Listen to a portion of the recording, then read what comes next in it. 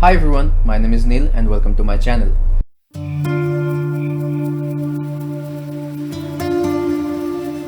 So today we are at the Weathertech Raceway Laguna Seca in the Lotus Elise Supercharged. That's right. So let's have a bit of an overview first. So how this is going to work is that we are going to choose a track each week along with 5 cars, one for each day. And we're going to try find a fast competitive lap time and try and get consistent at it. And once done, we're going to get to the breakdown where the car breaks down. I'm just kidding. It's where I'm going to break down the fastest lap that I can manage in the session, down to every turn, every braking point, turn in, exit, and all the technical stuff. So let's get into it. So the cars we are going to choose depends on the different categories. First, day 1 we are going to take a light nimble sports car or a hot hatch, anything below 300 horsepower per se. Day 2 we are going to choose a slightly powerful sports car, something below 500 horsepower, even maybe 600 650 when we are going for a sports sedan. Okay, day 3 we are going to supercars, so anything below 700 horsepower. These days anything above 700 horsepower is basically a hypercar, which we are going to try on day 4. On day 5 we are going to take a modern race car. It can be anything from GT3, GT2, GTE class, LMP1, LMP2, Formula 1, Formula 2, you know the drill. So today we are taking the Lotus Elise Supercharged. It produces around 220 horsepower and 242 Newton meters of torque from its 1.8 liter supercharged engine. And the highlight here is that it weighs less than 1,000 kilograms. I don't know how they managed to do it, but they did. In fact, I think it weighs less than 950 kilograms dry. So let's get into it. First of all, let's try find out what a fast lap time here in this car is. How to do that? Easy. You get a bunch of these cars as I have done here, and you race, set the AI at 100%, take a race of 5 laps and see what the fastest lap time turns out to be. So this video is not about the race itself, it's about the laps.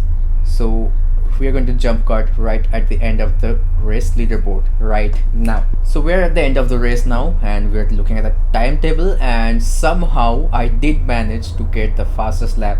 Not just that, I did manage to get the purple sector in every sector. That's quite alarming.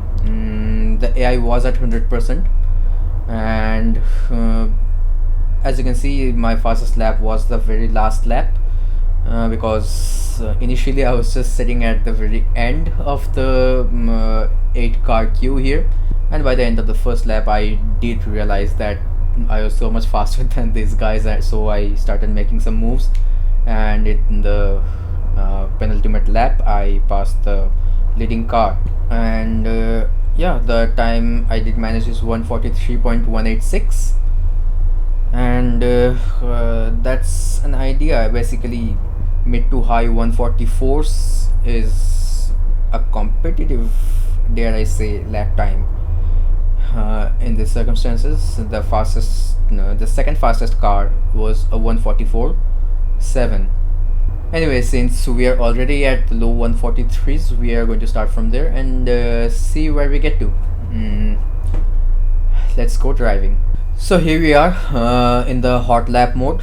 We are going to do a 10 lap session and see how much faster or slower we can get to that 123.186 that we managed during the race.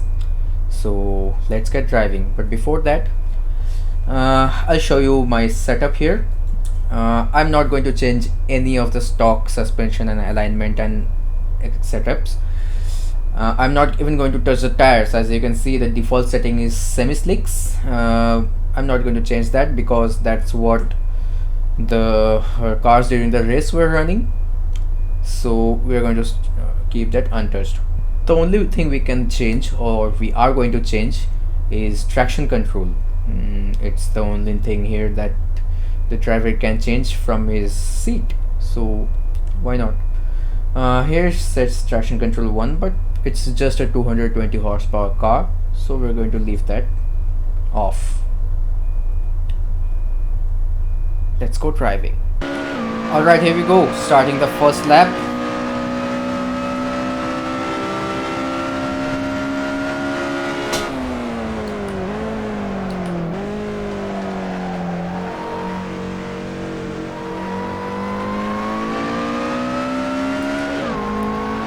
The first lap is always going to be the slowest because the tires are generally not warmed up, they're cold. So why not take this opportunity to talk a bit about the car itself. So the original Lotus Elise was not supercharged, it was an NA engine, much lighter than even this car. So Colin Chapman, obviously the founder of Lotus, he had this philosophy of simplify, then add lightness. So adding a supercharger, they obviously complexified this a little, but adding lightness, they surely did. 950 kilograms. I mean, the way cars are getting more and more complex and shifting to electric drive these days, we might never see something like this again. A light, agile sports car, proper sports car this is really, with the engine in the middle and all that. This thing is a ride to drive. So remember what I said about the first lap being the slowest? Look, the first lap was a 145.448, a 144.5, so immediately we cut a second. We're still far off from that 143.186 that we are chasing here.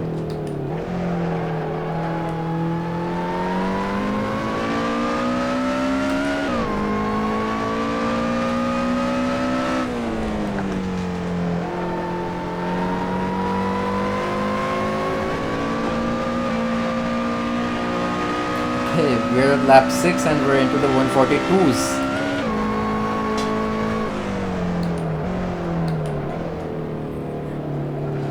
So that's about 0.3 seconds faster than the target.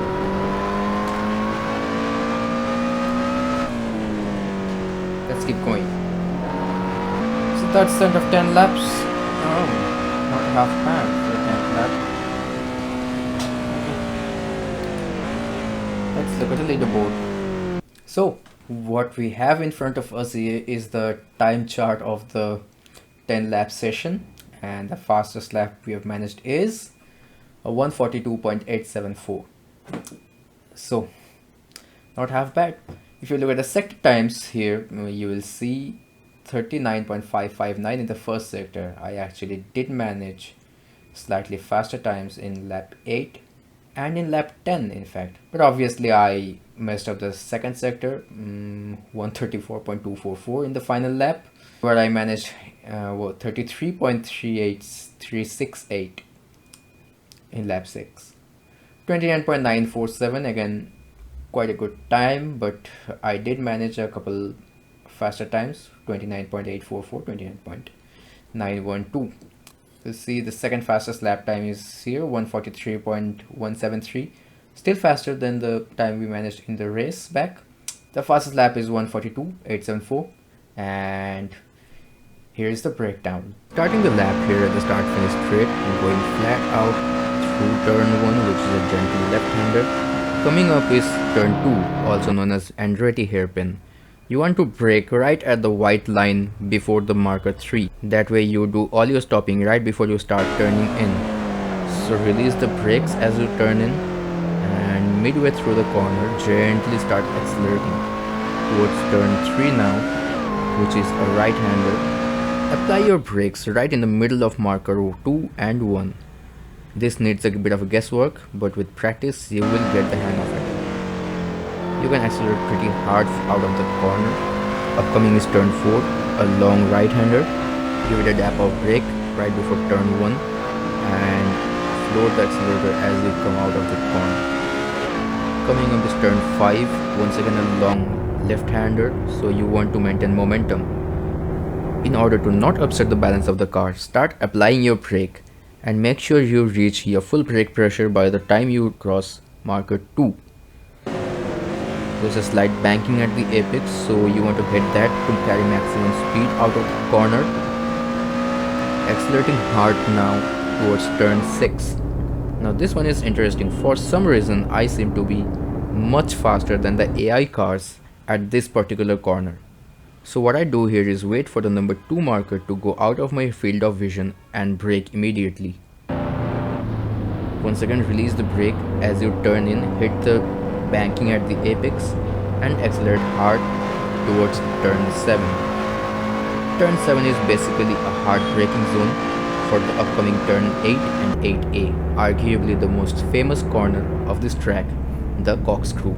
You can imagine this as a chicane with a bit of an elevation change, so you want to maintain the balance of the car, so release the brake before you enter the corner. After you take the tight left-hander, you can floor the throttle basically. Upcoming corner is the rainy curve, turn 9. Again a fast left-hander, so you want to maintain the balance and momentum. Do all your slowing down before you start turning in and feed the throttle early here to tighten your line. Braking for corner 10 is a bit like corner 3, where you do a little bit of guesswork to floor your brake right in the middle of marker 1 and 2. As you start turning in, hit the banking at the apex as you accelerate hard towards the final corner, turn 11. Once again similar to turn 6, you wait for the marker 2 to go out of your field of vision and react to that with your brakes. Mind you, this is actually quite a slow corner, but you want a good exit because the upcoming part of the track is a straight and you want to carry maximum speed at the end of the straight. So feed your throttle gently out of the corner in order to avoid any oversteer. After that it's pretty straightforward, accelerating hard towards the start-finish straight as we cross the finish line in 142.874. So that's it for today. Let me know what you think down in the comment box below. While you're down there, hit your favorite buttons like, share, subscribe and the bell notification icon, and I'll see you in my next video. Until then, drive hard, drive safe, take care.